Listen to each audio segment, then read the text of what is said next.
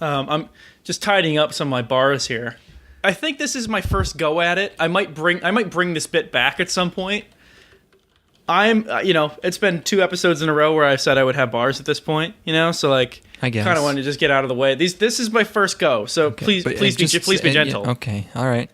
Well, no, go ahead. No, it's if they need to come out, then they gotta come out. These are coming from my soul, man. Yeah. I realize there's another part of me. Well, there's a persona I keep trapped deep inside, and I'm ready to let him out now on this soundstage. It's time. This my art. Yeah. I just write down what I see out there on these streets. Yo, Bradley Cooper, tap me. I'm ready to be A Star Is Born.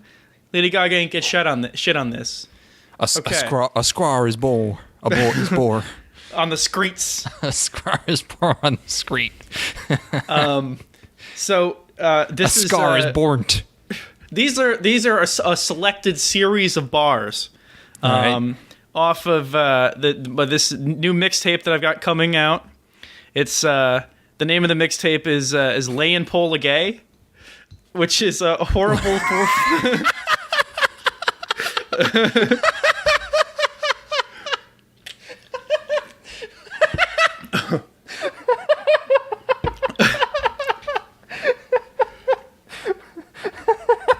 Thank you. Thank you. It's okay, I guess. And the title of this track, which this selection of bars is from, is "Make Love, Not War." Oh boy, yeah. Okay, here we go. That's good. I can't even read these. Okay. These handwritten? No, I can't read them. I'm laughing too much. Okay. Oh. Bend that bitch over, tongue in her ass. When the bobs drop, it's extinction in mass. I am not looking. Oh, go ahead. No, continue. Interrupt. I am not looking for that kind of blast.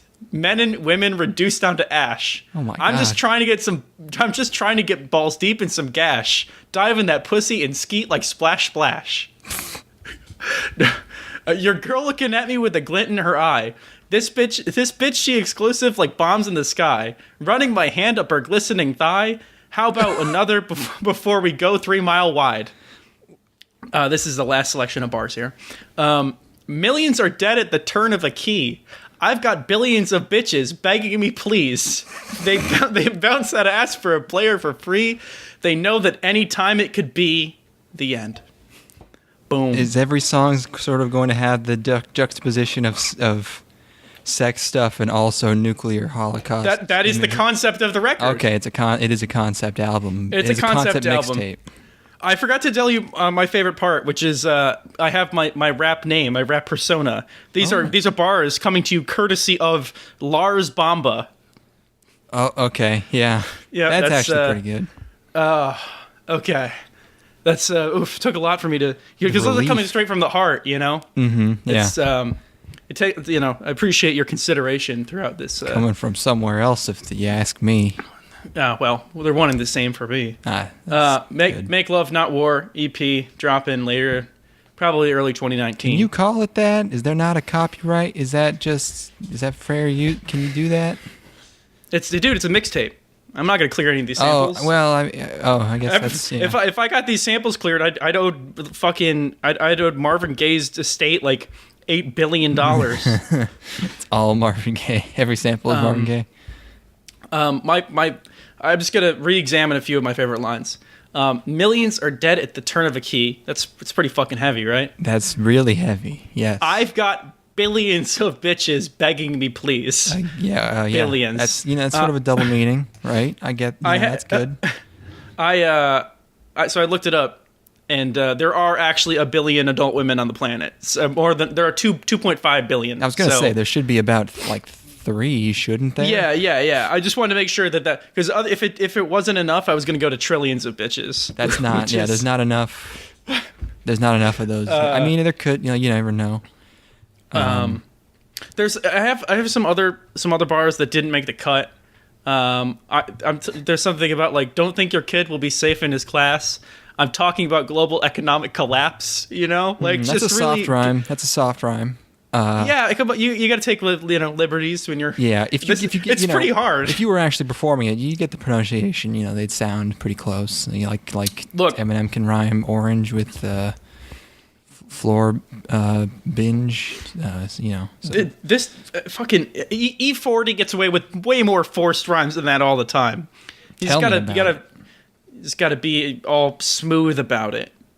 Smooth anyways. like E40's 40-ounce liquor available in stores now. That's only on the West Coast, isn't it? I feel like we would have tried to get a hold of some E40 if it were possible. I heard it was bad. It's a 40. Yeah. Well. What's it's kind of a low bar, I don't. Yeah. I need to get my hands on a 40 because the last time we tried to drink 40s and I was you had to drink 2 of them. You drank 80. That was too much. So. Yeah. Well, yeah. Basically, it was probably like 75 or so. Yeah. That was before I could drink beer. So let's. I'll have to re-examine that. They're doable. Well, might have to do one for the holiday season. Yeah, holiday 40. Yep. New Year, 40 hands, and just start the new year with your family. Yeah, just go around handing no, we're gonna play here. 80-year-old grandpa in a wheelchair, just fucking handing him 2. Let's get back out to the alley and shoot some dice, son. Okay, we're gonna shoot some dice, but first tape these Smirnoffs to your hands, Grandpa. No, you're not supposed to spill it. Okay, you're not playing it right. What's this weak ass pussy shit? Back in my day, I would kill a handle of vodka before I got out of bed. I love him, but sometimes he just fucking.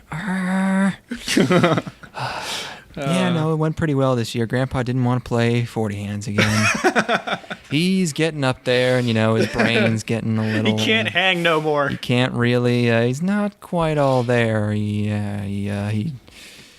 only got through one of the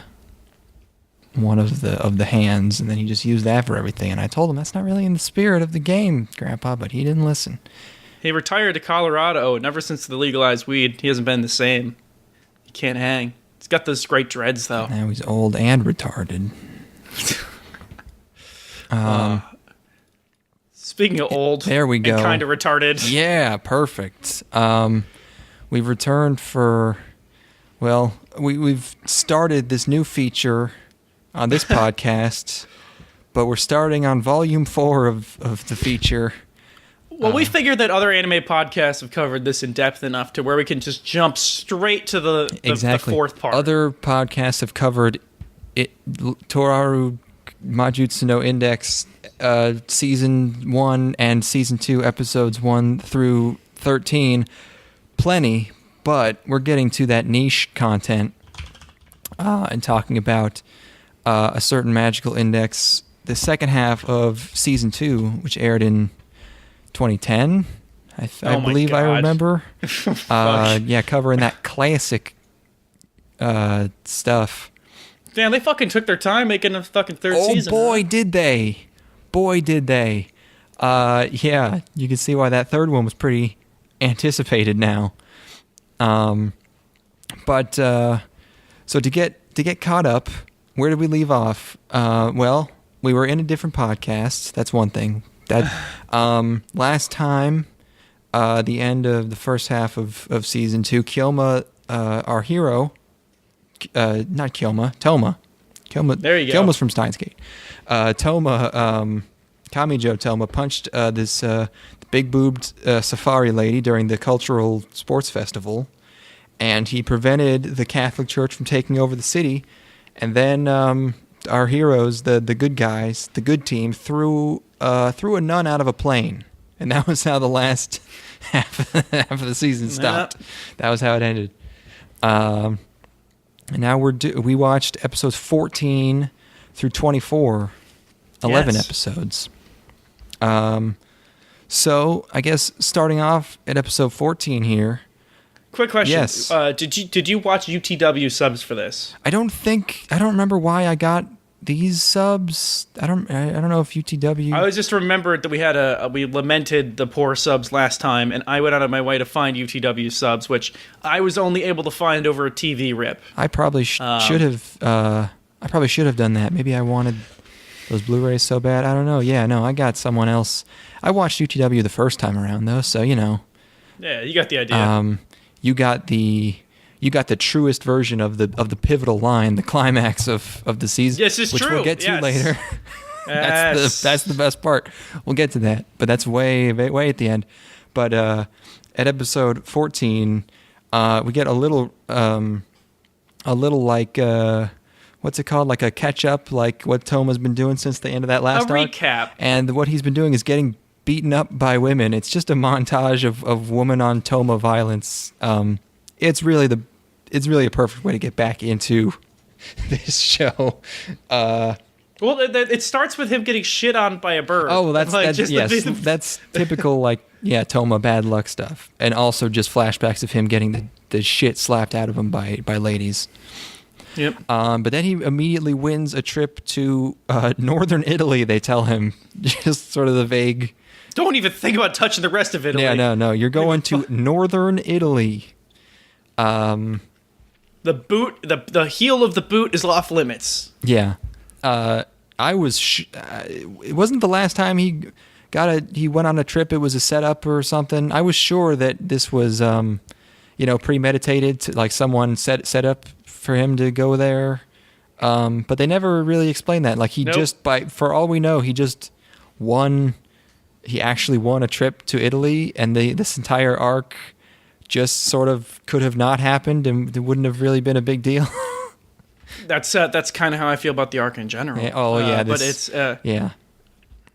But yeah, it's kind of it's just, it feels like they forgot to write that scene in, where it's just like, where do we get the explanation? Like, because this show is full of explanations that are really fucking out there. So if they just had one where a character was like, oh, by the way, we planned this because we wanted to take care of you or whatever as well, I'd be like, sure, whatever, I buy it. But no, not a. Yeah, it ends up feeling like a side mission in a game or something, where he goes there and he finds someone he knows, and it's like, oh, I need your help, and then he helps him. But they go to Venice, baby, specifically Chioggia, Chioggia.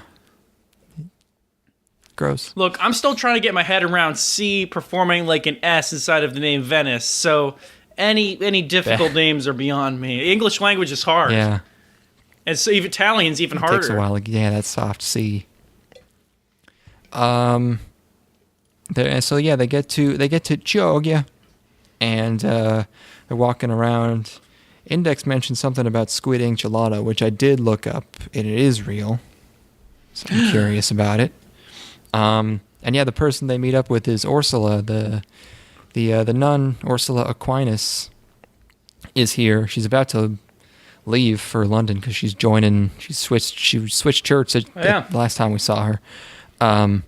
So she's going to London, but she kind of takes him in temporarily, and Kyoma, everyone who's living in her whatever place, all these other kids, Kyoma is a legend here because he quote. It's Toma.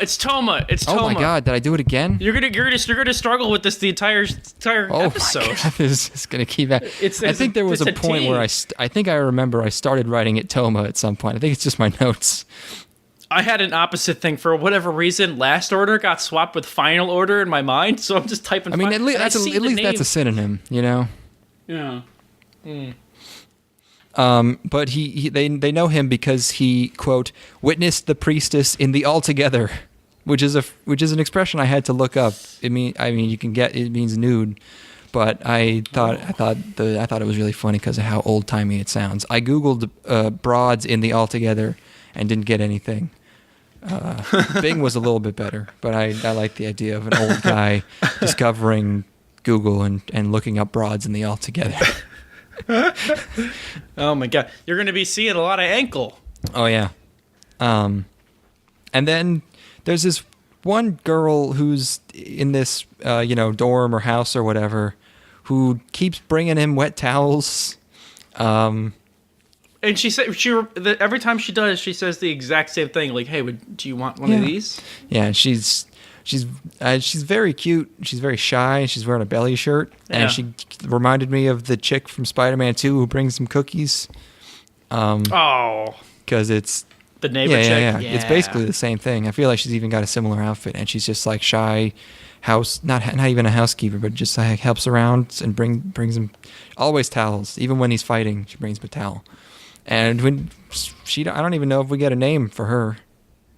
She never shows up after this. She doesn't. Arc. She never. It's never. She's not a very critical character. It seems literally a one-off joke character, huh? But it's not one-off. She shows up, a couple times across these episodes. Fair enough. Well, for this arc, it's like she's she like anytime the camera focuses on someone, I assume they're going to be special.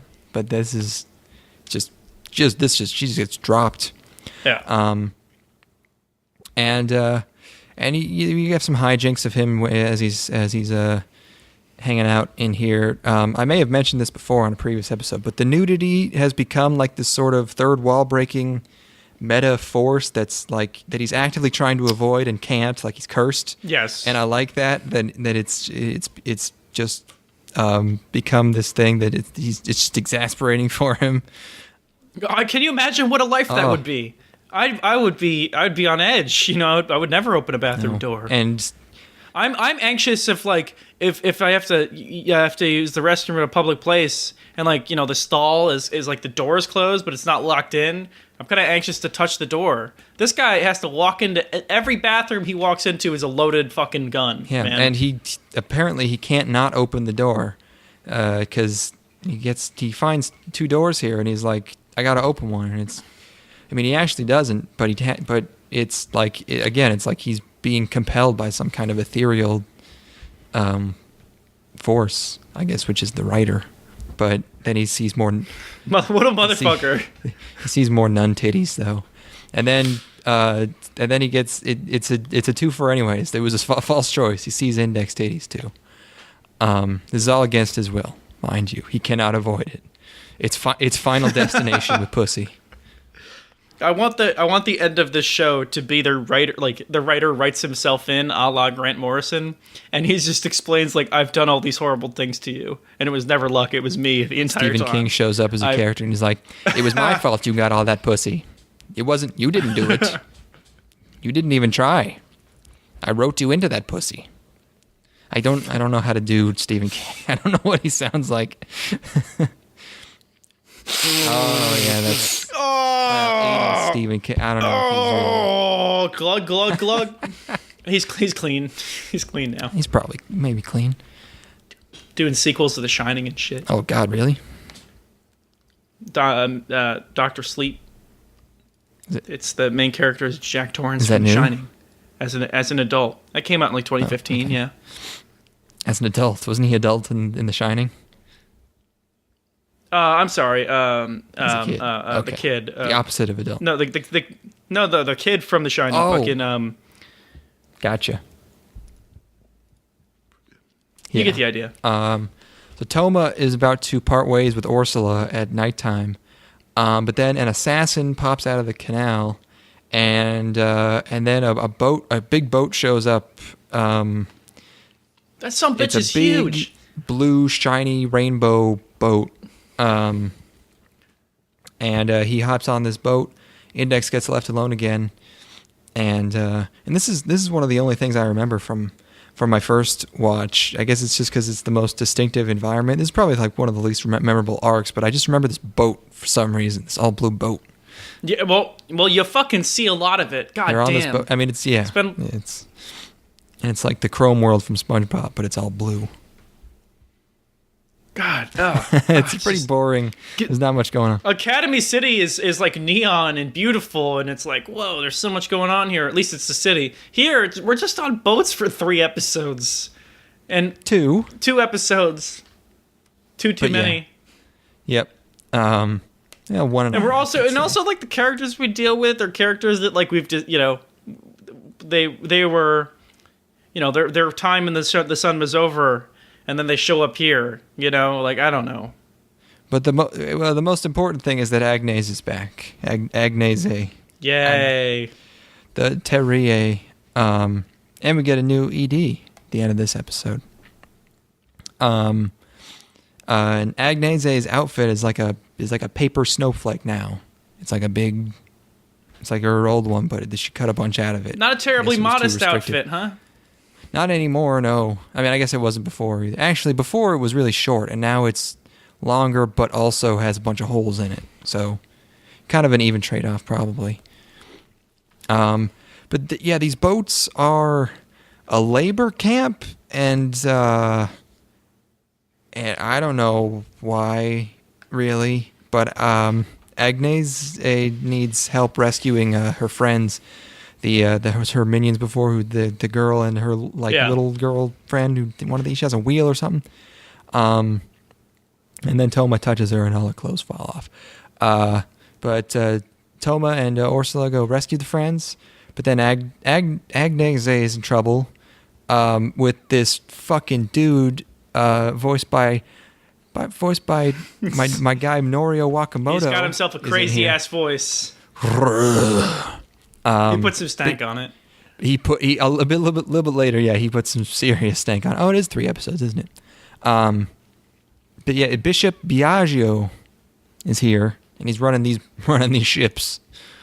So the boat that Toma is on gets sunk, but then he gets rescued by another one, an underwater ship, I guess a submarine, with Index on it. It's the Amakusa again, the Japanese sect of the Puritan Church, I think. Also, Wet Towel Girls there for some reason. My note is Amakusa or whatever, and then yeah. And then my next note is what's going on. I was able to keep a handle on this. The problem for me is that I like these characters. You've seen it. You've seen the show twice now. Like these characters aren't so embedded in my mind, you know. So I'm like everybody's wearing habits and shit. I'm like, oh fuck, and Towel Girl. One of my notes is also Towel Girl just keeps bringing them towels. Oh yeah, no, she definitely.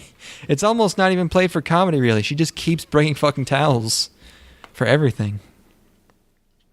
But they're all going back to the fleet to rescue Agnese, and at the end of this episode, the little girl friend Angeline, she gets injured. So episode 16 here, Toma, Index, and Ursula head inside the ship to look for Agnese. Agnese. A little bit of Agnese, a lot of sauce. So the Amakusa are holding ground on deck. The best part of this episode are these skating ice knights. They don't animate, and they just ski around. It saves you a lot of budget like that. It's so funny, dude. They're just sliding everywhere. And they're running into doors and just shattering. So really quickly, Toma just runs up on this bishop. How did they get out of the situation at the end of episode 15? Because they were kind of cornered, and then the next episode starts, and they're just fine. The Amakusa form a circle around them. Were they not on the boat yet? I forget. But there's they just sort of. They say it's the Amakusa guy says something to the nuns, like it convinces them to kind of back off a little bit. I forget. Even though I watched this like yesterday. Toma encounters the bishop and gets crushed by a giant gold cross. That's this guy's thing, is he shoots big gold crosses. And so he explains his goal is to destroy Venice and, I guess, Academy City. Well, so the spell is basically, there's like a giant spell that they can do when they have all these ships and also Agnes or whatever, but it's attached specifically to Venice. It's designed only to blow up Venice, I think, but he's gonna, undo that aspect of the spell, so he just has a super weapon that can blow up anything, I guess. I think. Okay. Because he don't like no espers. Yes. Oh, yeah. So yeah, as he's explaining all his plans here, this is when Norio Wakamoto really starts to get into it. And then Agnese betrays him. I'm not sure why he didn't expect that. He was like keeping her hostage. I don't know why she was supposed to be on his. I mean, I guess they're in the same sect, but I don't know. Well, I figured maybe she was just gonna give up all hope. No, maybe. But yeah, Toe Man punches him. Yay, big punch. Not enough though, because then he activates the self-destruct on the boat, and then Agnese is just kind of in pain because of magic. He does something. So her and Ursula leave, and Toma punches a fuckload of crosses, and also the bishop again. Yes. And he gets him. This villain didn't really have enough time to get hyped up. It was just some guy that he met in Venice. And the thing is like this villain's undercut because there's another villain above him anyway, which is like obviously, but like it just seems like this doesn't really serve a huge purpose. Yeah, like Toma's shouting Biagio, like you even know this guy. Yeah. I would be like, what the fuck is this guy's name again? We just got on these boats like an hour ago. Oh god, what's their plan? Oh fuck. Yeah. But even though the ship explodes, we don't really know how he survived that one. But he wakes up in the hospital, and then in this sort of aftermath here, we see Agnese and Ursula live with Kanzaki now in the what is it, Anglican or Puritan or whatever church in London, and then we get some villain set up. This body modification bitch tells this fucking vape shop looking lady tells the Pope to sign a hilarious contract saying he'll have Toma killed, and it's just like a single sentence. It's like, I will kill. I allow the You look into this dude, and if he's evil, kill him. Yeah. What is the church in this world? Like I it's been ridiculous before, but they just straight up got assassins and shit, and like, yeah. Why is the Pope all alone? Why don't the Pope got no defense? Well, he's like in the Vatican. I don't know. I mean, they probably have like a magical shield around it or something, right? How did she get there? So weird. She's she's an employee. They let this fucking lot lizard ass bitch roll up to the Vatican. That's a good point. Yeah, no, that's definitely her whole. Like, I'm super into God. Her whole deal. Yeah. She's one of those fucking. She's just smoking weed constantly, and she's like really. She's supposed to be really, really religious, and she's just. Oh, cool! I just live updates. I just got followed by another Japanese slutbot. So that's two. Japanese. I'm changing my rap name. My new rap name is Japanese slutbot. All right, cool. Yeah, like she's like the wife of the cool young life leader in your town in somewhere in Wyoming. You know gets passed around. by like 8 different dudes, and like maybe he doesn't know. Or doesn't care, but she's like, oh, yeah, I'm really involved in the church. You just like see her at a party snorting coke. We like to play it a little bit looser here, you know? As the fucking cross that's attached to her tongue falls out of her mouth. She just looks at Toma. It's really good for oral sex. Like whoa. Like imagine the things she could do with that. Whipping it around, and then I can't imagine her calling it oral sex. Like that's too medical. I don't know. No, but she's in the church though. Oh, okay. So she's really official about it. Yeah. As clinical as possible. This would be really good for head if I could do that.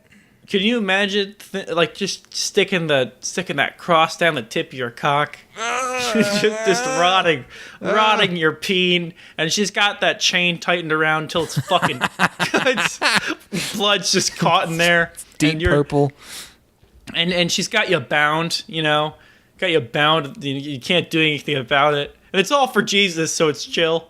Yeah, when girls try to impress people by tying a cherry stem with their tongue, what they're actually referencing is choking your dick to necrosis with a cross chain. You know what? I stumbled across a very specific internet subculture recently. I saw a headline about female circumcision, so obviously I had to click on it and then read the article, read some of the comments, and there was the discussion about male circumcision, and there's this group of dudes that they're trying to regrow their foreskins. They do it by taping. They're like.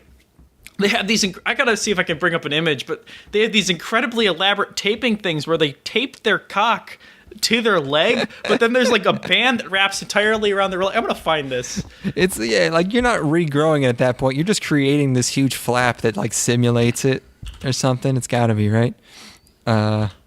That's really fucking funny. I've seen people joke about getting their foreskin back, but like the actual attempt at recovery is taking it a whole nother step further.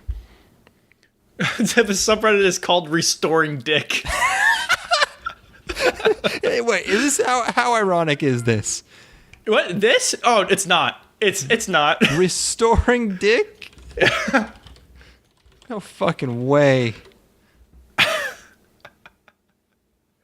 Oh, this is just pictures of tons of penises. Why are you... Well, the subreddit you want is foreskin _ restoration. But Restoring Dick is another one that I saw. I did not click on that one. It's just like progress pics of your dick, and these are all clearly circumcised. Oh man, right as I went to the next page, it's underscore. I just saw one of the pictures. The title was, "Do I have a frenulum?" Oh my god! You really need to ask, man. Oh, cross taping. I think this is it. No. How do you stay productive in other areas of your life and not let foreskin restoration take too much energy and opportunity costs?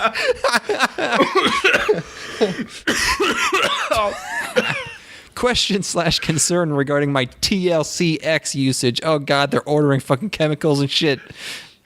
How do I know if I'm tugging right? Drilling a hole in TLC to pee through. Oh my god, this is a fucking gold mine. Holy shit, how did you find this?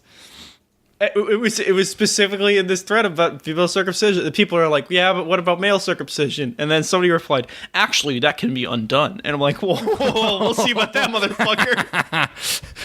Why do people cling to their beliefs about circumcision? Well, I have one reason that I didn't have before, buddy. I'm 100% more dedicated to circumcision now that I found this. I don't think I'll be able to find it. It was really funny because like find what? Like, belt around his leg and shit. Oh, was this the comment you saw? Yeah, no. This was I was digging into this. Oh, a specific post on foreskin underscore restoration.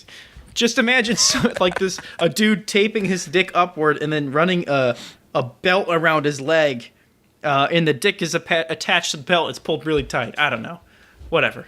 This is why the people in Index hate science. This is why. Exactly this right here. How long until Harry Shaft goes away? I mean, maybe if you ask him, I don't know. Like, waka waka. Yeah. Anyone else have an increased urge to urinate while they restore? Mom, don't come in. I'm restoring. What? We chose to make you like that in the first place. That'd be such a good B plot for a sitcom, as if like a guy gets into restoring, so he's like in his room like meditating surrounded by candles because he's trying to regrow his foreskin back. Fuck. It's about taking it back for yourself. Thoughts on the DTR strap method? He just starts levitating, you know, and guys, how come nobody told me? It turns out like that's actually the key to opening your third eye. He starts just being able to read people's minds, and he becomes like aged, wise way past his years. It's frenuloplasty. Oh, I wish I could read this all day at work or something. It's like jelking, but even more like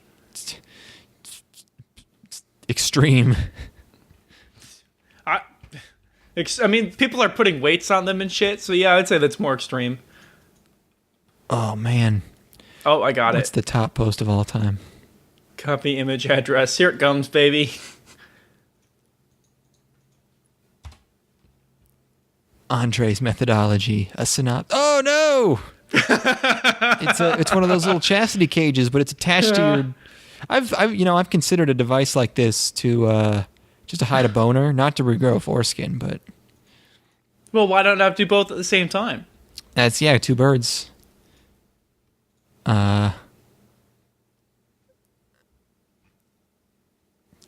okay, I guess we can't spend too much time on this, but this is the best thing. Thank you for You're this. welcome. Gotcha, P. Oh, fuck.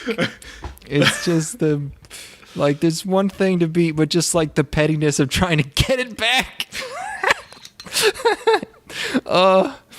Okay, sorry. We gotta go back. Back to index. Okay, so that arc's over. Like a little mini arc. That one get things started. That one really whimpered out. It was pretty light. Yeah, there wasn't much development. And then now we're in for some real shit. And now we're in for a couple episodes of basically comedic relief. Actually,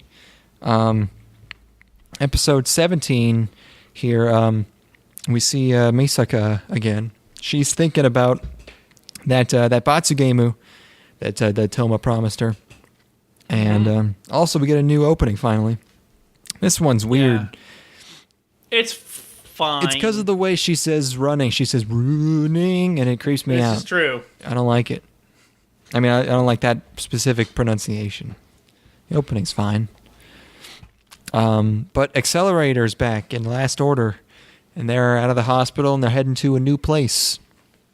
And then Toma and his friends are having a conversation I can barely follow, and then they try to jump a girl to massage her. Toma's whining about not having any bitches, and then his friends are like, "What the fuck are you talking about?" Because they don't understand what his life is for real. They just see him running around with girls all the time. They don't get the full implication. I don't know why they tried to jump her though. It was the big titty sports I don't know festival about that. girl. Yeah. So and then we see it's a little catch up on everyone. The Frog Doctor's taking care of 5 Misakas, 5 of the clones. Talk about a dream, am I right? Living the dream. And there's a little bit here where one of them is skinnier than the others, and they're jealous. And then Misaka confronts Toma with this punishment game, and at first he's really calm and cool about it, and then he kind of throws it back at her by literally bending the knee and declaring his subservience to her very loudly in public to embarrass her, which is a good ass bit. It's so good. And then Kuroko is nearby, and she's like internally marveling at his genuflection, like his pose and everything. She's like, "This guy's good." I'm really into everything that's happening here. Yeah. I don't know what else to say. It's just a good bit. It's hey man, it's just the icing on top of a cake of an episode, you know. It's all about catching up with those characters you know and love. Yeah, Daddy-O, that's pretty cool. What are you doing? Why are you talking? What? I don't know. There's airtime to fill. Whenever I encounter dead air, I have to go into 50s greaser mode. This one's for all you lovers out there. Yeah. So yeah, Misaka has Toma meet her somewhere. She's waiting for him. Meanwhile, he and Index are just hanging out, having more food trubs. So the punishment here is Misaka makes him sign up for a couple's phone plan. I fucking love that. So that she can get more Gecko merch. Was it established? It's been established in this show that she's uncharacteristically fond of this children's cartoon character. I right? got the idea. I don't recall that being a specific trait of hers, but you know, okay, maybe that's more in. They definitely do that in Railgun, but she's really into this frog. I got the idea. Yeah. So they have to take a couple's photo for this phone plan, and that's a bit. What a great Totally scene! Gets kicked by Kuroko. Yeah. Iconic. And then crucial moment. Accelerator in his new place, he's getting taken care of by the anti-skill cop lady. He walks in on 3 women showering, crushing God. Toman's record. Absolutely devastating. I don't know how he'll recover. At some point, he's just going to have to walk in on a whole room full of ladies.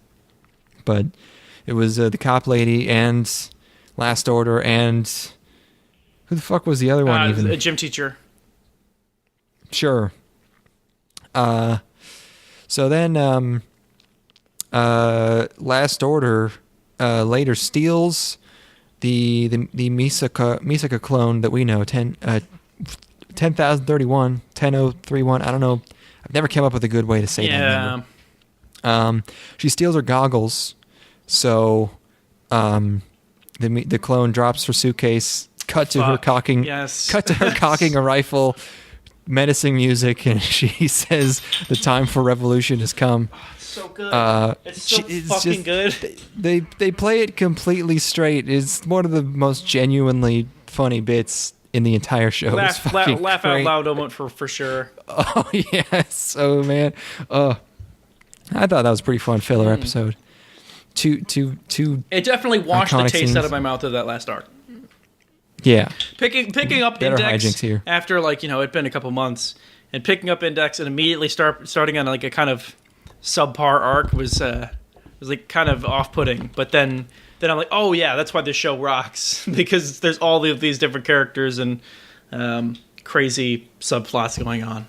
Yeah, it's ridiculous bullshit, but it's got heart. This is correct. Episode 18. We see Style walks in on Archbishop Laura Stewart, who is dipping her feet into a bath in some kind of gigantic room gymnasium filled with freestanding bathtubs. I don't know what the fuck they got going on in when you're in the convent, everybody's really modest, so. Or actually, hold on. Wait a minute. That'd be the opposite. You got to carry in water from the river. No pipes. I don't know. I'm more just. I don't care about the new. I care about the logistics of having that many bathtubs. Well, that's what I'm thinking about as well. Not connected to any water lines. Also, how many people are going to take a bath at the same time? Or do they all have to Do they all have to use separate bathtubs? Is that explained in the novel? You think? It's really it's part of the deep lore of the Vatican Church. She's not the Vatican, is she? That's not Vatican. No, she's Puritan. She's Anglican. So many churches to keep track of. There's 2. Like what? What do you mean? What? They all look so different. Yamakusa is part of the Puritans. They are. There's the Rush. Why don't they call themselves the Puritans then? Because it's the Japanese branch. And then there's the Roman Orthodox, which is just with just the Catholics. That's it. And there's Academy City. There are a lot of factions, not a lot of churches. That's the thing, is the factions. Oh, so many. He walks in on her. At this point, I start getting worried about that we're not going to see Venetian belly shirt girl again. My fears were realized later. Yeah. And then we get to some more hijinks. All the London girls are hanging out trying to figure out a washing machine. It's a good bit. And then it's fine.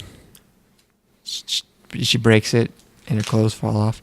Yeah. Toma's still in the mall, and he meets up with Misaka 10031, who starts competing with Misaka for him immediately. Accelerator still searching for Last Order, who disappeared after she stole those goggles, and he runs into Index, who I guess he hasn't met yet. Index is looking for Toma because she's hungry, so he buys her dinner, and so Toma's hanging out with Last Order, so they're each hanging out with each other's little girls. It's a little swap. Yeah, and at the end they swap, get their little girls back. I don't know what happened to 10031. She just kind of disappeared in the middle of the episode. Reunited, and it feels so good. Yeah, so not much happened in episode 18 here. A little accelerated development. He's sort of coming to terms that he's going to have to. he's facing this sort of boring life where he's a little emasculated and not as respected because he's, taking care of this little girl and living in this apartment. And he's dealing with that, but other than that, not much going on. And also a little bit of the clone's development. That bit about her wanting to protect these chick-shaped donuts because the donuts are a test. That was played as a joke, but it's kind of a bummer, really, if you think about it.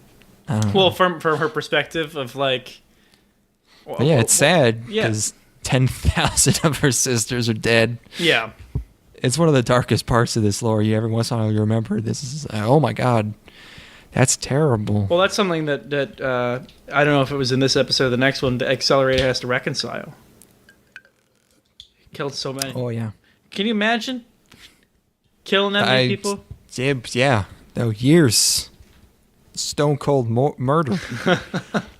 I mean, obviously I have, because drug trade be like that. You know what it do. 10,000 though. I mean, you don't know my life. I guess I don't. No, you're right. Fucking hand me the keys right now. I'm pro fucking, I'm pro nuclear disarmament, but but I'll fucking fuck your gang up, and I'll ram my fucking Ford Taurus through the biggest crowd. You don't even know. I own these streets. Stay out of my block. Just a huge SUV with a bunch of nuclear disarmament bumper stickers just plowing through a crowd of people. Give it time. Give it time. Episode 19. Hey, Sasha's back. Wait, she hasn't come back. Oh god, I'm just realizing there's one scene with her and that's it. Yeah, I was like, Sasha's back for jokes. Sasha's back for one joke, and the joke is that she has an annoying, touchy-feely nun caretaker lady, who I guess she's the one who makes her wear the bondage gear. Man, this is so weird. It's just one scene where we get a little bit of Sasha lore. This nun implies seems to be implying that Sasha has so much power inside her that she could have a spontaneous divine conception. And that's why she has to wear the bondage or something. I don't know. That's kind of cool, but also I just realized this after finishing the whole season that this didn't come to anything at all. It's kind of carrying on what the previous episode was doing, where we were just jumping around and catching up with some characters we haven't seen in a while. But that at least all kind of comes together at some point. Well, but then you've got like Rip Pant Girl. She's in a couple episodes ago for one scene, and then she doesn't appear again. Not in this season, at least. Just reminding you these characters exist. Yeah, but I mean that was reminding us of a character that we just saved in the last arc.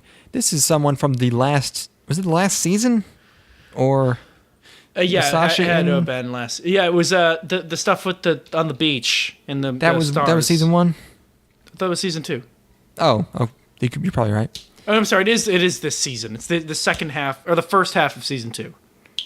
Okay, that was the beach, the parents, everyone switching bodies arc. Yes. Gotcha. So, yeah, we get that scene, and yeah, she tries to get Sasha to wear a silly outfit, so she busts through a wall, and that's the end of Sasha for a while. Maybe she'll come back. So Accelerator and Last Order are walking home in the rain, and Accelerator kills some guys who ambush him in black cars.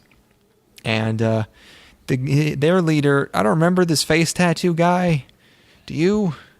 My note is, it's a dude that we know, question mark? Yeah, okay, so you don't either. He might just, he refers to him like we should know him, but it seems to be a character from his past. I mean, he had something to do with the experiments, that's I guess really all you need to know. I just don't remember if we saw him specifically. But he is able to punch Accelerator. At first you think it's because he's wearing special gloves, but it's not actually. I remember. Kind of a weird fake out. I remembered this part. I thought it was Toma, but it's this guy. He can punch Accelerator because he pulls his punches at the last second. And that's it. And that's that makes so little sense that I can barely understand it. Even within the context of this ridiculous series, that is impressive. I just wrote like his exclamation basically means nothing. He very specifically says like Accelerator tries to deflect the punch, so if he pulls back at the last second, he's going the opposite direction. So Accelerator punches himself. So he's making him punch himself, but he tells him that. So it's like, why doesn't he just not do that anymore? Or why doesn't he just account for it, considering... This is only marginally more ridiculous than the rest of the stuff in the show. Accelerator's powers are already so ridiculous out the gate. But at least they're cool. I mean, this doesn't make internal sense. Like, Accelerator can control vectors, so he's basically just a telekinetic god, whatever. Yeah. Sure. There's... No. I won't accept it. I just kind of rolled my eyes and kept going. They could have come up with a better reason for him to punch him, but whatever. Well, they probably wrote themselves into a corner. Like, how the fuck does anybody fight Accelerator? I mean, really, special gloves would have been a better, like, just say anything. You know, mathematical gloves that do other calculations, that beat his calculations. Whatever. I think something that really upset me was that this big old meanie stomped on the Band-Aids that he got for Last Order. Yeah. Last Order, it scuffed her little weggies. And, don't say it like that. And Excel went and got some bandages for her because, in spite of himself, because he's having a face turn as a character. Yeah, well, he was, and then these guys showed up and they pulled me back in. Just when I thought I was out. It's Ray Charles doing that one. Not Ray Charles. It was whatever. Yeah, he was kind of turning a new leaf, and then these guys come up and they activate rage mode again. So Accelerator gets the absolute shit beaten out of him. So to protect Last Order, he blows her away, just far away, presumably letting her land somewhere soft. They bring it up later. The idea was that he sent her to a body of water. Yeah, we don't see it, but yes, that's implied. That's what he would do. He starts pleading. He starts begging and pleading. Mm-hmm. Not to the bad guy, but to quote unquote Lady Luck. Yes, and then Index shows up. And then we cut to Toma, who's looking for Index, and sees a bunch of anti-skill guys pass out, and then he meets up with Last Order again. So this motherfucker cannot hang on to Index at all. They've switched little girls twice in like one day. And then at the end, Hot Topic Nun is taunting Aleister Crowley over the radio, and Aleister talks of some secret weapon he has that involves capturing Last Order. Yes. And then we're in episode 20. Excel escapes with Index by car, and then Hot Topic shows up. Yes. To the guys. And then we see Toma, Last Order, arrive at this scene after stuff's gone down. And seems like there was a slaughter of some kind. Yeah. Very one-sided battle. And they have to evade more anti-skill dudes that show up. And then Accelerator talks to Frog Doc a little bit. Toma finally meets this nun. Her name's Vento. Or Bento. I guess Vento. And Vento, it talks to him a little bit. Her face is very unnervingly fish-like. It's impressively unlikable. They did a good job animating her face all fucked up. She seems snake-like to me. That's also. I feel like there are characters in Full Metal Alchemist that look this way, where just kind of make them a little bit reptilian, and you just kind of like a Mark Zuckerberg type, and then you don't like them. Exactly, Mark Zuckerberg. She knows about the Imagine Breaker. Yes, she's been briefed, I guess. It doesn't seem to help her out all that much. I mean, she like almost hits him a couple times, and then she just starts bleeding from the mouth a bunch. So yeah. I guess you could have prepared for that one a bit better, lady. Also, isn't she the one making everyone faint? Why doesn't she do that to Toma? Is that her? There's so many factions involved in this. Like, They're the like I don't know. I don't know what's her. 'Cause, I mean, like, there's she's really not, only two, but there's a lot of actors going on within the factions. yeah. Like I don't she's know working for what- the church. Kihara. Is that her move? What's that? Is that her move? Is she knocking people out, or is that Crowley? Like I don't know. Right. That's the part I don't remember, or I didn't really catch. I thought it was her, but maybe. No, it was her because Kihara says it's her, so she's doing that. So I don't know why. I don't know who's the criteria for who. The thing was that she has to induce a certain emotional state, and then that is how her power works. Is that if she can make people feel a specific emotion, they pass out. Oh, that's what they were saying. Okay, I thought. Yes. I thought they were saying that she had to be a certain emotion to use her powers. No. Okay. No. So so that's why when Kihara's face tattoo guy who's going after Excel, that's why later when one of his henchmen gets mad at her, he passes out because you have to get angry at her or hostile or something. That's the emotion for the power to work. Something like that. Okay, that clears that up. See, we're learning here. Gotcha, B. This should have been called understanding. It should have been called index education. We should pitch this to PBS. That should have been the sex pun we went with instead of let's talk about index. It should have been index education. Hey man, it's a different show. What is? We're on a new show now. Oh, you saying we can call it a different? No, that'd be too confusing. We can't. Oh yeah, we can't, much more confusing than it currently is. We can't abandon the title now.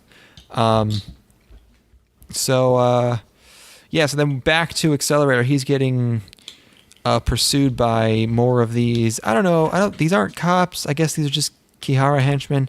But he's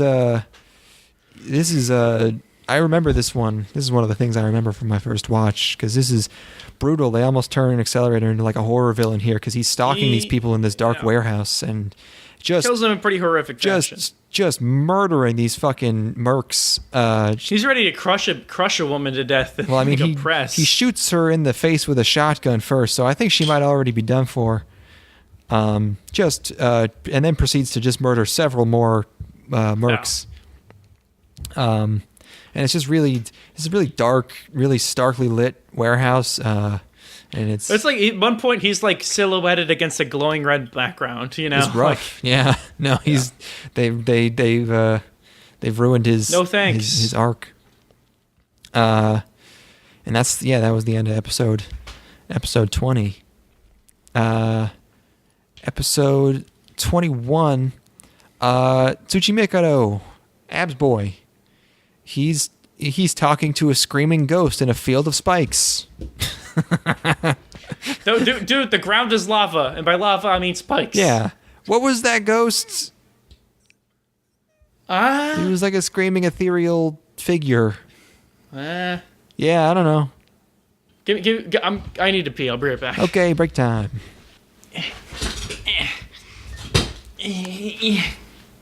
Ooh, I have to sit down. My special chair. All of everyone's watching Perfect Blue in the living room right now. Ooh, that's. I don't know if that's a group fun watch movie. I haven't even seen that, but from what I've heard, I prompted them to watch it, and it seems like they're pretty immersed. So yeah, that's from what I've heard of Perfect Blue. That sounds like an immersive experience. I saw it in the theater recently. And I think it's like my favorite psychological thriller ever. It's incredible. Man, I really should watch that. Fuck. Have you seen Paprika? No. I just saw Paprika in the theater today as well. They're running like a bunch of Hosoda and Kon stuff this month, and oh wow, because they're gonna show Mirai at this local indie theater, and okay, Suckers. Jokes on them. I already saw that shit. Everyone already knows about it because we covered it. And oh man, we blew that one wide open. They're not gonna make any money now. But yeah, man, Paprika has like such an awesome soundtrack. It's like really, really fun stuff to jam out to. I went and saw that today, and then, but yeah, had you seen both of those before you saw them in the theater? I had seen them before, but it was my first time seeing them in the theater, which was like a complete. I also saw Summer Wars. I'm on a roll. I saw Summer Wars. Oh wow! On Friday, I think, and like that completely changed my perspective on Summer Wars. Seeing it in the theater, because Damn. I think last time I watched it, it was like in a group, and I wasn't as invested. But this time was like. Do you have some kind of pass service, or are you paying for all these movies? Yeah, I'm a member of the local film society, so I get free screenings at the theater. It's pretty awesome. I get 2 tickets to every show I go to, so I can bring people. You can bring a hot piece of ass. That's right, a fine ass biddy. Yes, they're gonna love Perfect Blue, perfect date movie. Just they're clamming up and tensing up, and they're crossing their arms and really, really uncomfortable during the horrible rape attempt scene. Yo, bitch, you gonna love this movie. It's about the internet and family. It's about how families gotta stick together. Fuck, it's so good though. It is good. I thought it was pretty good, but having seen it again, I was like kind of blown away. It's beautiful. Anyway, we gotta get back to this anime that we're currently watching, or we just got done watching. We do. We're still in episode 21 here. Heaven Canceller? I forgot to look this up. Who is Heaven Cancer? Is that just another name? That's got to be Toma. No. That's a code name for Alistair? Oh, okay. Oh, are we not supposed to know who he is? Because I'm looking it up and now I know who he is. Don't tell me. Oh, no, they told us this. Heaven Canceller is the doctor. Okay. Right. Because he keeps you from dying. Because he saves everyone alive. Yeah. So he tells the mercenaries not to fuck with Accelerator because he's in rage mode. Meanwhile, Hot Topic is limping through the city because using her powers is really fucking her up or something. This is where I had a good handle on everything so far. This is where I'm starting to lose track of who is where and who knows what. I don't know why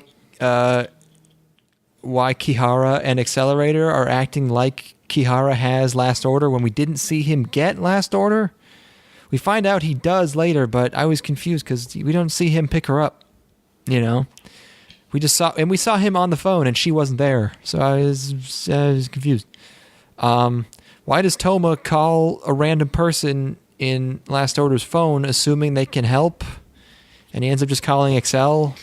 And I don't get that. Look, my notes devolve into Crowley says some shit. It's yeah, it's really not. I'm trying to piece all this shit together. And then Crowley activates it. He does activate it. Why is Kihara taunting Accelerator again? What does he even want with him? Doesn't he just want Last Order, who he has? Isn't his job done? Can't he just lay low now? What is Kihara's relationship with Vento? Do they know each other? Why does he know who she is? They don't know each other. But he mentions her by name, or not by name, but she confronted them earlier. How did they escape? Did we see that happen? No, she killed some dudes. We saw the aftermath of that encounter. But Kihara got away somehow. Yeah, he must have just booked it in a car. Oh, yeah, we didn't see that. It's weird. They don't show this. Man. We had 2 filler episodes at the end of this season. Like, why didn't they expand on this? We don't see any of this stuff happen. Anyways, Accelerator throws a building in another building. Which doesn't do anything. That's such a fucking cool thing. It's animated really silly because it's like a JPEG of a building just sliding, just like transforming across the screen, and then it hits it, and it looks like a flash animation where it just like collides against it and falls over, but it doesn't. It doesn't. It's about the rage. It's about Excel still got it, baby. Oh yeah, no, he is. He's angry. But it is very funny. Alistair's plan begins. He does activate it. This is when he activates it. And a bunch of glowing tentacles sprout from the ground. Toma somehow knows immediately that this is an angel. I don't know if it's literally an angel. He refers to it as an angel. I don't know. And Index somehow knows that the angel is Hyoka, their ghost girlfriend. It's okay. glad we're on the same page here, and that I don't know how the fuck she figured out that information. It must just be cut from the book or something. Like they'll put it together. Yeah, or there's some obscure reason why she would know that, because who knows? She's a Bible girl. Yeah, because Hyoka has some power that allows that to happen. But yeah, I was cleared up. I didn't know this until now, but Kihara is working for Alistair. I should be calling him Crowley. Really, it's a more distinctive name. Alistair's pretty unique. Nobody's been named Alistair since the war. But it's like, it's his first name. It's kind of dorky. It's like calling someone Eugene. I think Crowley is a much more conventional name than Alistair. It's conventional, but it's more formal. Do you know about the significance of Alistair Crowley outside of this show? Yeah, we talked about him when he showed up for the first time. He's a fucking nerd. He's a fucking dumb goth nerd. Yep. Yes, a very important dumb goth nerd. Important in this universe. Way more important in Index World than he is in ours. Accelerator shows up in Kihara's place and fucking destroys all of his mercs. Throws a grenade at him, everything. And Toma finds Hyoka, and she is fucking geeked. My girl is loving it. Or hating it. I can't really tell, but her tongue's hanging all the way out. When you are 2 gravity bong rips in and you go for a third. It's just when the weed is too good. When that weed is too good. I will never. You fucking ruined when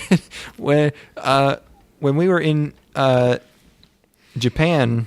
We went to the what's it called?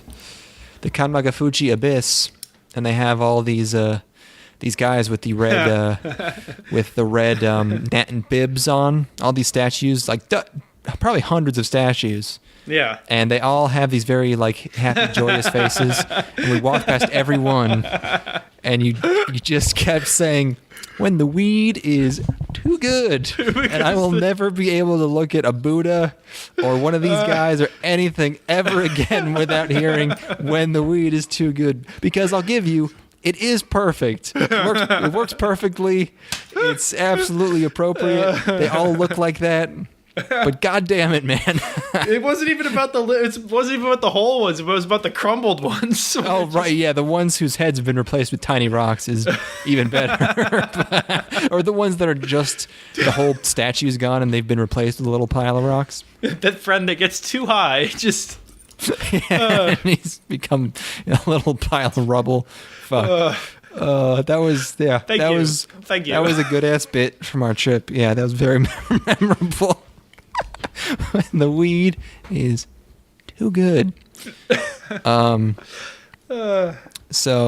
times. Oh yeah. Venta, what's her name? Wait. Ventnor Ave. I'm gonna accidentally say the Starbucks large size. Venti. Yeah. What her name is Vento. Venmo. Wait. What the fuck is Venmo? Van Morrison. Oh. Venmo is the money exchange app. It's like Google. Oh, Wallet. right. The thing you pay for whores. So. You fucking messed me up again by saying all those V words. What's her name? Vento. No, Vento. Vampire. Yes. Vento, and she wants to take out Hyoka for being a sacrilegious abomination, which I get. But look at your face, girl. Come on. Like, come on. You can't to say you're into taking out abominations against God with a body like that. You don't get tongue piercings unless you're into explicitly lurid sex. It's exclusively a sex thing. You get that. Yeah, basically. Or things on the same order of magnitude. Like, yeah, it's not a wholesome, godly thing to do. Look, I'm just gonna say it. If she was a dude, she'd have a bifurcated cock. Like, we're talking deep into that sex culture, you know? I thought you were gonna say bifurcated tongue. Like, she probably should have a bifurcated tongue. Can you actually get a bifurcated dick? Oh, boy, can you?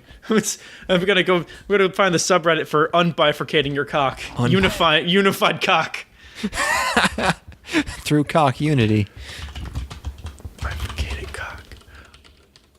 Um, Ooh! Don't do it. You don't want it. You don't want it. Wait, did it? There's no way r/unbifurcated cock exists. Like, what Does it actually? No, I'm sorry. I'm finding bifurcated cocks. Oh, okay. Yeah, no, that probably exists. You do not want to look at these things. I mean, I'm just wondering. No, post it. But I'm wondering how you pee. You sitting down, probably, given the look of things here. I guess. Oh man. I mean, does it heal? Like, what? Is there a lot of scar tissue? I don't think the look of it is. I'm gonna say no. It doesn't heal, given these images. It'd be cool if you could kind of wiggle it back and forth like people do with the tongues. You can. It seems like you cannot. It seems like you don't have much control at all. Yeah, I was gonna say that doesn't seem like a good idea. Why am I still looking at these images? Oh. That'd be a funny joke subreddit is bifurcated asses, and it's, hey, you get it? It's just asses. Gotcha, fooled you. You're really not loving these, huh? Wow. Oh, it's a cock mods. Update cock mod 1.43. I don't like the things they're doing with them. Oh, they got fingers in there, and they're pushing them together and stuff. Oh. No, yeah, I don't know. I'm gonna come out and say it. You bifurcate your tongue all you want. Don't stay away from the peen. I don't know why you would do that. I don't know what the appeal of there is. Yeah. Better surface area, I guess. No, I don't think that's how it works. I don't think you get more more nerve endings by you. Only one way to know, baby. You just slice it into 1,000 tiny slices to get as much surface area as possible. Just fucking mash my cock. Just blitz it. Put it in a blender. Wait, how do you spell bifurcated? It's bifurcated. Hey, that's not a subreddit. What the hell, man? Is there an It's not. No, I'm looking at Google, man. I'm not looking specifically for subreddit. I was stuck on subreddits because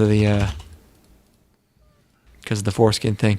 What if you regrew your foreskin and then bifurcated it? Well, I want to have a bifurcated cock inside of a foreskin, so when I pull it back, both the heads pop out like. Blah! Nice. Wait, Google blocks these. You're on Bing or something? No, I have safe search off. You can't turn safe search off anymore.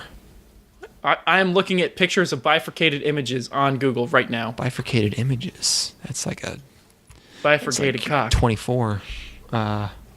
Bifurcated cock. Why does that have to be cock? If you're really doing any sort of penis bifurcation, you're going to refer to it as a cock. That's true. Oh, this is. Don't. I told you not to. But I mean, it's more like I expected each one to look like half of a cock, but they almost both look like a dick. I don't know. Most of these look accidental. I don't know if people are doing this on purpose. If you're doing it intentionally, you're generally just going to split the head. Okay. Oh, this one's got a ring on it. Yeah, these are bad. I don't know who'd be into these. Don't do it. No, don't. If there's one. Oh, that's a bifurcated tongue licking a cock. That's different. This was just a guy with a regular cock, and he's sitting against a tree, and he's got this really, really pained look on his face, like he's just squinting and just going, ugh, like he's pooping or something. All right, sorry. That's enough of that. That's diversion excursion. Number 2, both having to do with penises. I'm a guru. What can I say? Okay, that was the end of 21. Are we still on 21? No, okay, no. Okay. Episode 22. I would like to make note. Yes. What is Toma gonna do when he gets to the angel? He's not gonna be able to do shit. He doesn't have no powers. Well, he needs to protect her from Vento. So but she's already there. No. Is Vento already there? They kind of get there at the same time. Okay. So it's fine. Yeah, I think he's here. He's there to defend her until Index gets there, but Index is out. I feel like this entire arc could have used another episode or something. You think so? It's just a little bit abrupt. Also, he covers a lot of ground on foot. I can't imagine during a calamity of this scale you'd be able to use public transportation. And like this is happening way across the fucking city from him, but he's able to hoof it all the way there. He's always running. That's in the opening. Dude's got some amazing cardio. I'm always ruining after you. This dude, he has so much fighting experience at this point. Fighting? Is it really fighting? It's not like he's doing karate. Yeah, he's looking for an opening and punching as hard as he can.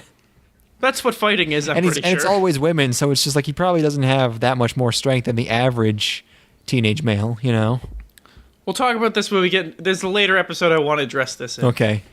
But yeah, in 22 here, Accelerator, he has this electrode now that he can turn on to use his powers, and it runs out of battery.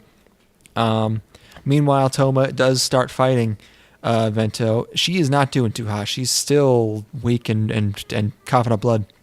And this entire episode, because I could tell just from the lighting and the clothes he was wearing and the environment that Toma was in, he was gonna fucking say it. He was gonna fucking say it. Yeah. I have here it comes, but it doesn't come yet. It doesn't come until later. Sparkles start falling from the sky. Really, really edging this entire episode. Oh my goodness, it's such a tease. Accelerator gets back up even though he's out of power, and he catches a punch from Kihara. And then he kind of pulls off a part of Kihara's scalp or something. Just rips his skin. Yeah. And then Index shows up there with Accelerator. Back to Toma. She's explaining her whole beef with science and the city, and it's over her brother died because of an amusement park glitch, which is such a weird... It could have been anything, and you went with this weirdly whimsical, like, an amusement park. He died on a roller coaster. I literally did not even catch that. In There's my a lot notes, of talking. I have it as science only brings ruin. Her brother was killed by science, lol. In which case, you're really looking at the wrong person there, lady. How about instead of that, you go to fucking court and get what's coming to you. Get that fucking money, man. That guapo. That's not going to bring her brother back, you know? Got to take out the whole city. That's okay. Well, that's the only justice I can imagine you could exact in that situation. If we had a different writer, if we had a different author here, and I love what's his face, but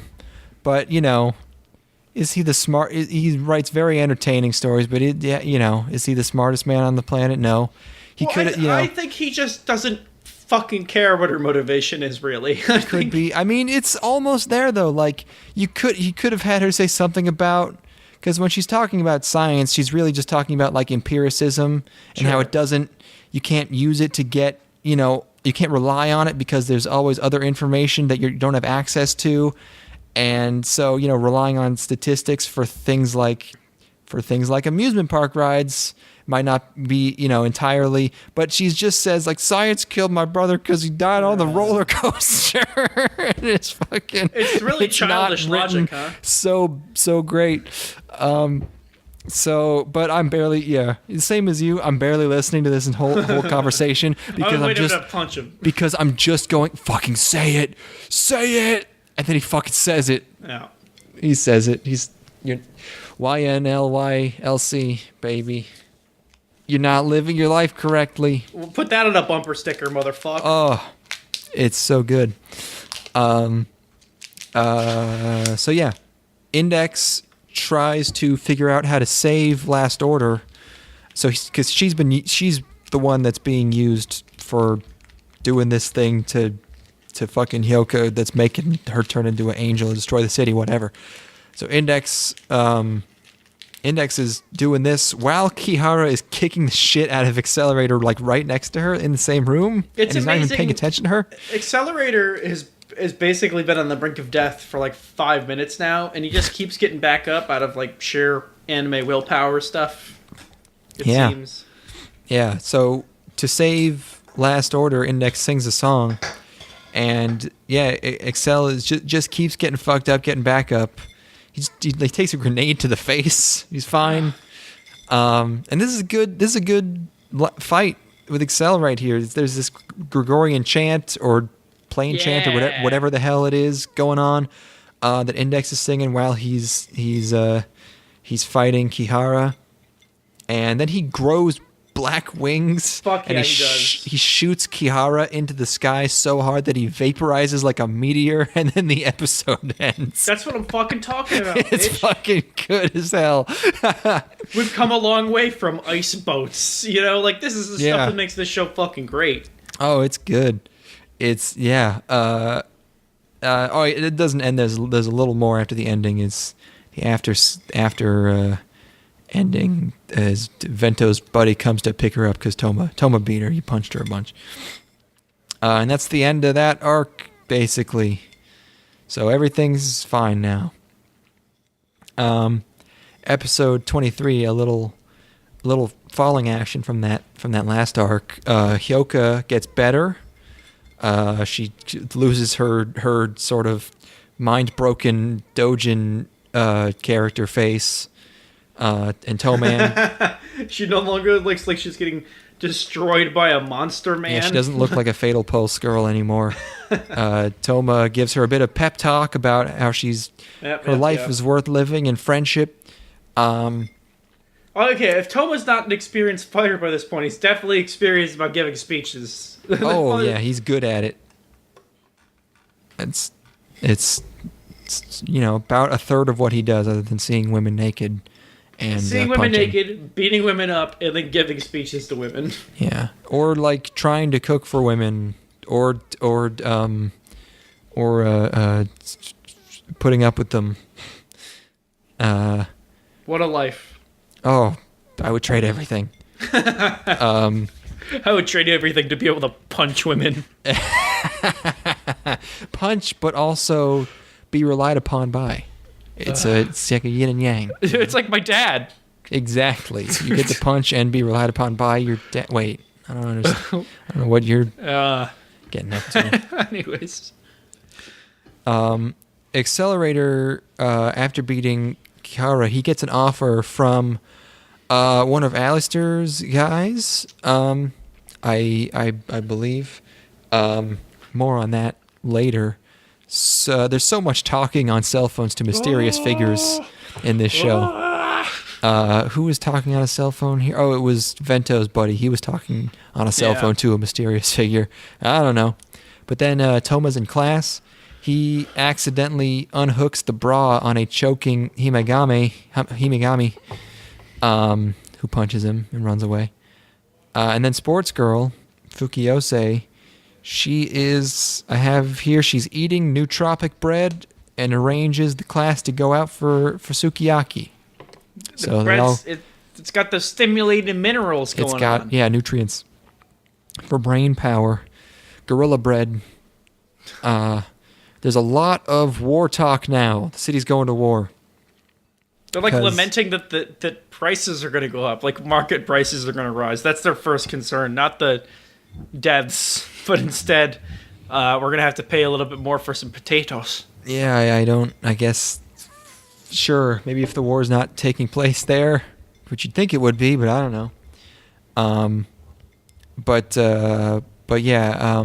Toma maybe not taking the war thing seriously enough with Tsuchimikado, because there's a gag where he decides, he has a big decision, and his decision is to learn more English, which is a completely unrelated, Toma is sometimes really, really in tune and like has ear to the ground and is very able to keep up with the things that are going on, and then sometimes he's a complete fucking moron.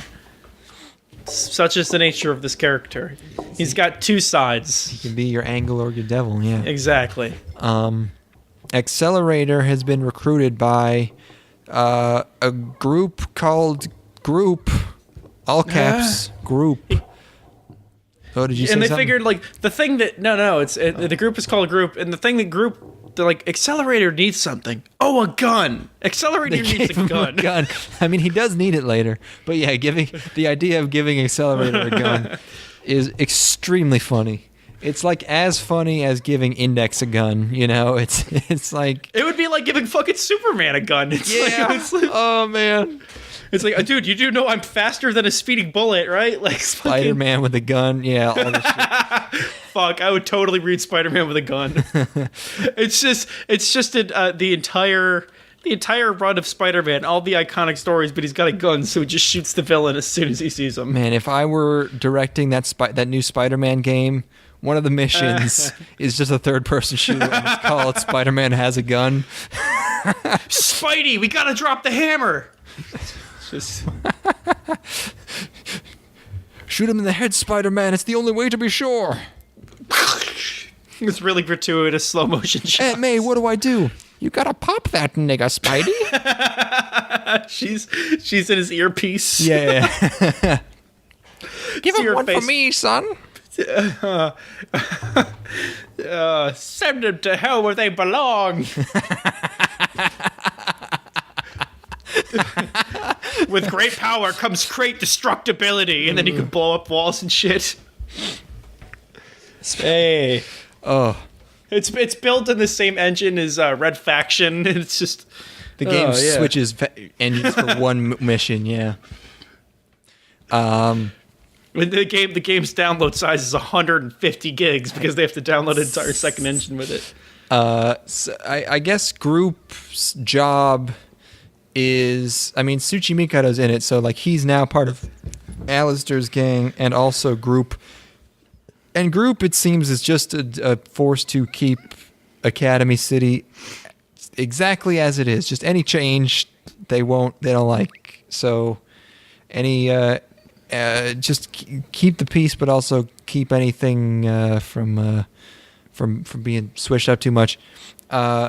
So he's Excel's talking to some science guy who's telling him about, they gave him some upgrades, they gave him a gun, they given him a mission, and yeah, he has to kill this out skill, or no, skill out is the group of level zeros who believe that they're being oppressed. He has to take out a big guy in skill out, and also tasked with taking this guy out is teleporter girl, not Kuroko, the other one who he punched real hard earlier this season. And that's the end of 23. And then the final, the 24th episode, the last episode of Index. We made it, baby. That was produced until a few months ago. First off, the big skill out guy, from our perspective, he just mutilates this teleporter girl because there's all these intestines and stuff on the ground. Spoilers, she's fine. I don't know whose guts thems are. I don't know either. Maybe she didn't need those guts. Maybe she teleported somebody else's guts onto her. She teleported somebody else's guts onto the wreckage of this car. Sure, man. Yeah, I don't know. But so then Accelerator tries to fight this guy, and he's fast! Exclamation point. Who is fast? The leader of the gang. He's fast, and also he has chaff, which I guess can disrupt his electrode, which is wireless, I guess? Why would you make it like that? Why wouldn't you hook it directly into his brain stuff? Well, I think it's that it's the communicate, like the outgoing and ingoing communication from it is skewed. Because doesn't he use the target? He uses all of the clones of Misaka to he's using the Misaka network? Yes, that's how he does the calculations for his vectors now. Oh, he has to like outsource. Oh, like a server. Oh, that's cool. Correct because his brain was damaged during when he got shot in the head. Okay, so he's got to use the cloud to do that. So it's like fucking it's like Crackdown 3. Cloud processing. It's exactly like Crackdown 3. He has to chase after all those glowing orbs. Yeah. Gotta get him. So Accelerator just shoots this guy. His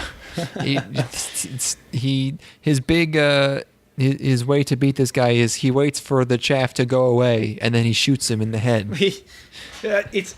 It's about that ridiculous, but he does take action to make the chaff go away. By like opening a flat. Yes. It goes away really fucking quick. It goes away really quick because he like opened up a tarp 30 feet above their heads slightly. Whatever. Look, if I'm fucking Estelle, I'm like, damn, I cannot believe that fucking plan worked. I would absolutely be gloating about how great my plan was. Like, oh shit, nice. But this guy, Accelerator, sees a picture of him with his daughter, and then he shoots him in the head. He shoots him in the face, anyways, and he dies. And then Teleporter Girl is alive, and she saved him. She helped out Accelerator, even though he punched her really, really hard that one time. And I think after that, it's implied that Accelerator went to the big guy's daughter. I don't know what he did. There was something going on there. He's going through, I don't know quite the full implication of that. He either put her out of her misery so she didn't have to go to like an orphanage, or he told her about her dad. I don't know. Maybe we'll find out in the next season. Oh man, that would be if they close up plot holes that obscure, I will be very impressed, especially in the show. And the novel's one thing, but man, if they get to that. So then Accelerator runs into drunk Misaka mom. Yeah. And gets tackled by said mom. At this point, Accelerator must hate women so much that I'm kind of jealous. Like his hatred of women must be off the fucking charts. His power level must be insane. And she's asking for directions because she's trying to get to her daughter's school. And then she runs into Toma too later. She gets real frisky when she's wasted. Never explained, by the way, why she's drunk. I don't. Yeah, she has places to be and shit. Maybe she's on a mission. Did she fly there and she drank a lot of the wine on the plane? I don't know. Did she take a benzo and then drink a bunch of the little wines they got? Oh, she's a benzo fiend. It seems like that's my headcanon explanation until they tell us, because that's the most likely. I want to go on DeviantArt and start producing works that's Misaka's mom pounding pills while listening to Lil Peep music. You got to make that yourself. You got to make that dream a reality, because we really need that. That should basically be our podcast's icon. Is Misaka's mom pounding Xannies, covered with the 6699 tattoos. Sure, yeah, let's get him in there. Not him, but she's got the tattoos, you know.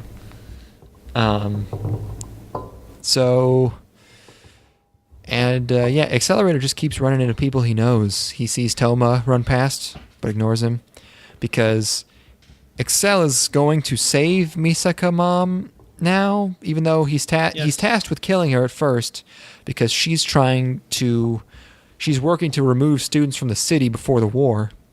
So, group guy calls him, says to kill her, but he decides to save her. I don't know why.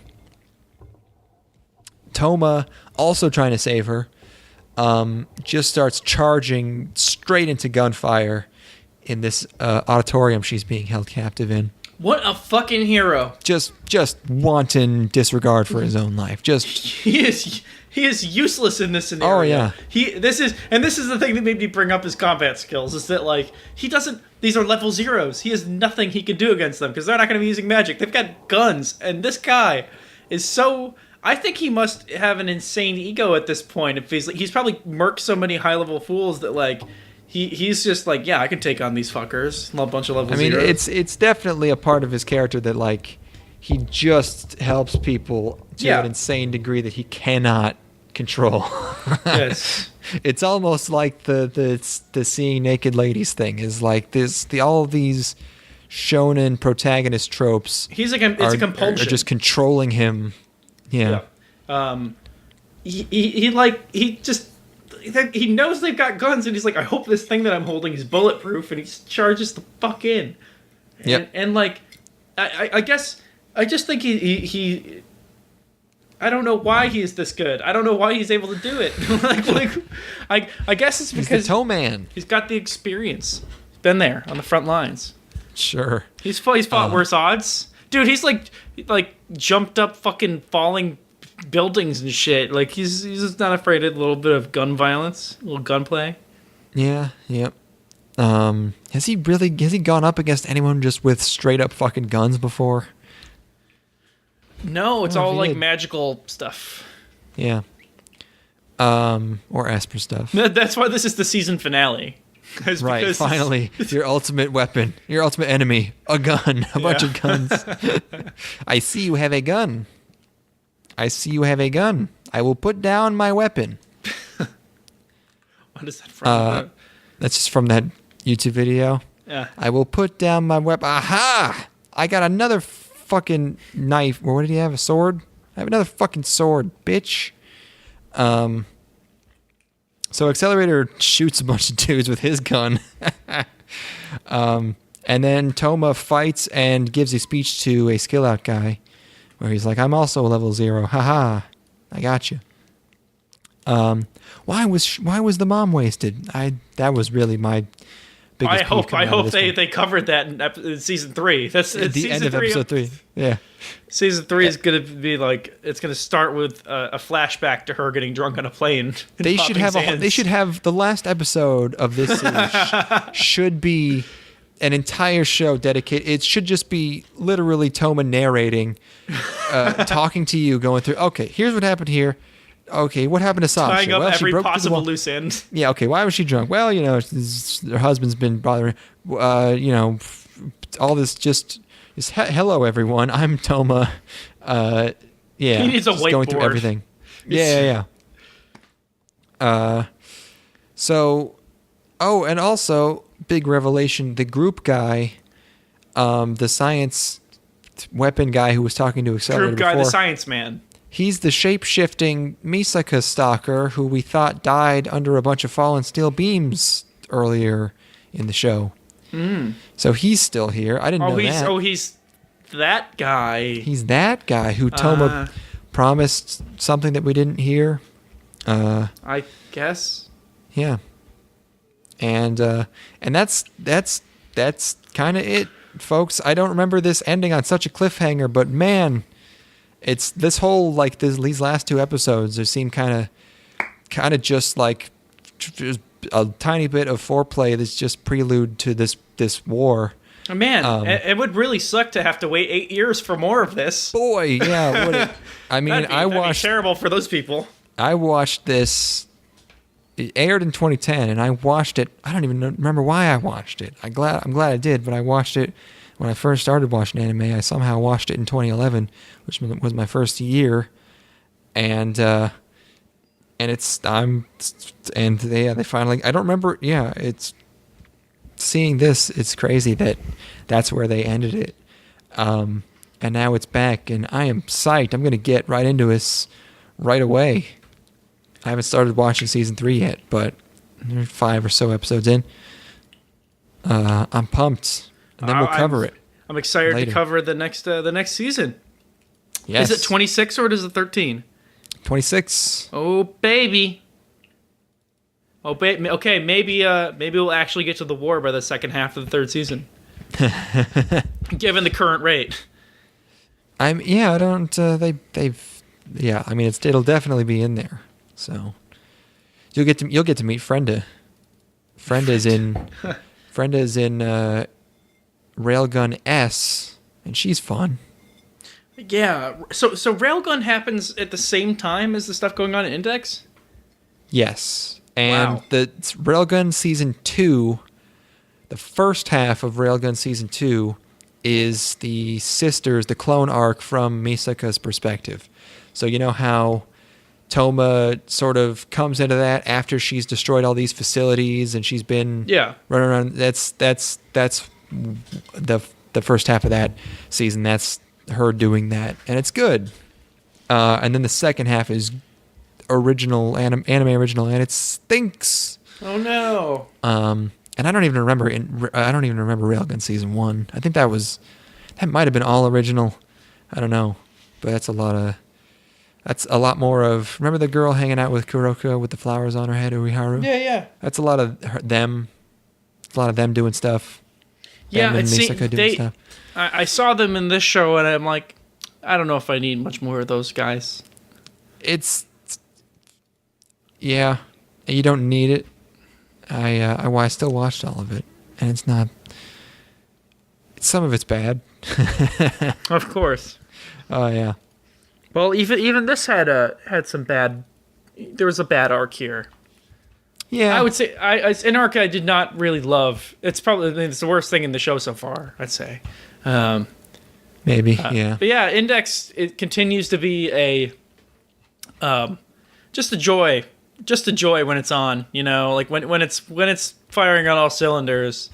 It's kind of why you watch anime. I think it's because it's that nothing else like this in the world. There's not a goddamn thing like Index that I've ever seen. It's like it's got really really likable characters and completely ridiculous twists and turns. It's got Accelerator.